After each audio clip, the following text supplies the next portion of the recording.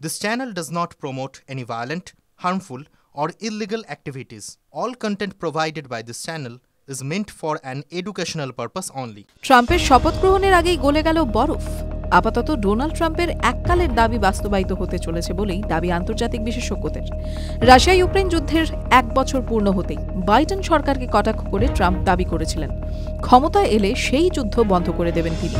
আর শুধু তাই নয়, নির্বাচনের প্রচার পর্বে ফিলাডেলফিয়ায় আয়োজিত প্রেসিডেন্সিয়াল ডিবেটেও বাইডেনের সরকারকে কটাক্ষ করে তিনি বলেছিলেন, আমি প্রেসিডেন্ট হিসেবে নির্বাচিত হলে 24 ঘন্টার মধ্যে রাশিয়া ইউক্রেন যুদ্ধ থামিয়ে দেব। নিজের ক্ষমতার এই আস্ফালন যথারীতি ইসরায়েল হামাসের যুদ্ধের মধ্যে দিয়েই দেখিয়ে দিয়েছেন তিনি। শপথ গ্রহণের আগেই হামাসকে একেবারে দেখে নেওয়ার হুমকি দিয়েছিলেন তিনি।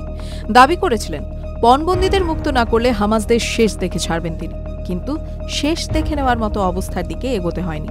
ট্রাম্পের হুমকিতে লেজ গুটিয়ে কার্যত যুদ্ধবিরতির পথে এগিয়ে এসেছে হামাস গোষ্ঠী। দাঁড়ি টানতে রাজি হয়েছে ইসরায়েলও।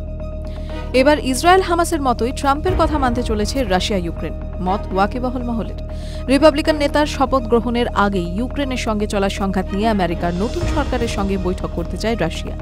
এদিন একটি ভিডিও বার্তার মাধ্যমে সেই আগ্রহের কথা নিজেই স্বীকার করলেন রুশ রাষ্ট্রপতি ভ্লাদিমির পুতিন। তার কথায়, আমেরিকার নতুন সরকারের সঙ্গে চলতি ইউক্রেন সংঘর্ষ নিয়ে বৈঠক শুরু করতে রাজি রাশিয়া। বছর বছর ধরে চলতি সংঘাতের মূল দিকগুলিকে চিহ্নিত করে তার নিষ্পত্তি করতে হবে। অবশেষে এবার থামবে রাশিয়া ইউক্রেন যুদ্ধ। নিজের নির্বাচনী প্রতিশ্রুতি যথাযথ পালন করতে চলেছেন ডোনাল্ড ট্রাম্প। প্রশ্ন একাধিক, কিন্তু উত্তর আপাতত অধরাই বলে মনে করছে ওয়াকিবহল মহল। টিভি9 বাংলা ডিজিটাল।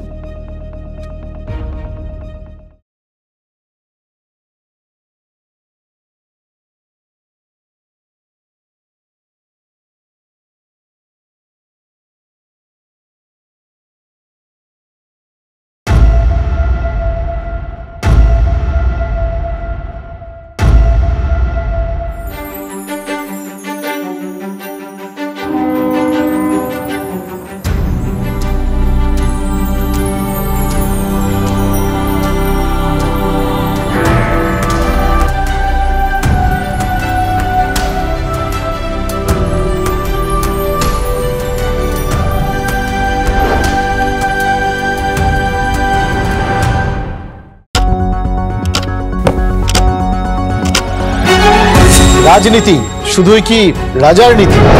রাজা উজিরের চোখে নয়, আপনার আমার চোখে সমাজের ছবি। কঠিন কথা সহজভাবে না বললেই নয়।